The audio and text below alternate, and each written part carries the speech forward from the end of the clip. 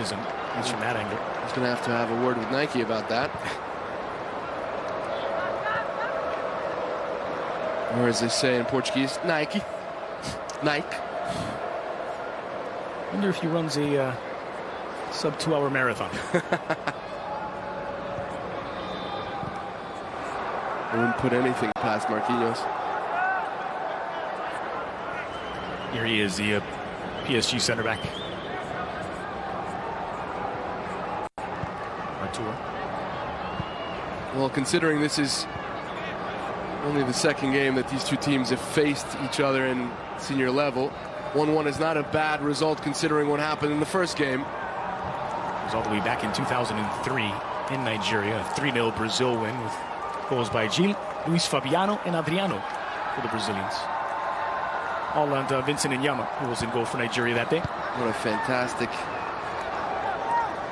goalkeeper he was for Lille for a long time. Artur. Intercepted by Awaziem. Samuel Chukwueze looking to break.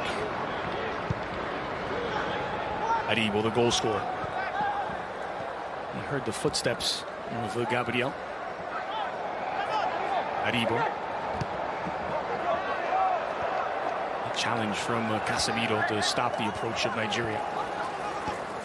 On that Nigerian team that you mentioned, one of my all-time favorite forwards, Kanu, who played for Inter, but was a huge star in the Premier League for Arsenal. It's a good ball for Richarlison, but he was caught offside. And Kanu said in the build-up to this game that this Nigerian team has enough arguments to compete with the biggest nations. That's a very close call. Very close, maybe just leaning offside Richarlison. Eagle-eye vision from the assistant referee there, the linesman. But as I was saying, Kanu actually a part of a team that made history against Brazil, and that was in the 1996 Olympics in the soccer tournament there. And I know that when we think of soccer, we don't usually think about the Olympics, but that was a fabulous tournament in Nigeria, beating a stacked Brazilian squad in the semifinals, a squad that had the likes of Ronaldo, phenomenal, Roberto Carlos, and then beating Argentina, an even better Argentina, in the final. With Ariel Ortega, Hernan Crespo, Nestor Cincini, you name the player, and he was on that team. Good switch from Iwobi. Here's Samuel Chukwueze. He's got Awaziem in support. Still finds Aribo. Here's Awaziem. Holy cross near post. Thiago Silva deals with it. Knocked down by Richarlison.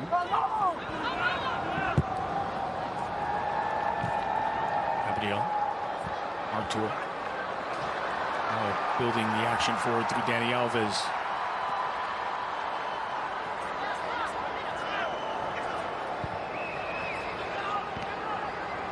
We hadn't seen Awaziem attack too much down that right-hand side. He's been pretty conservative in his position.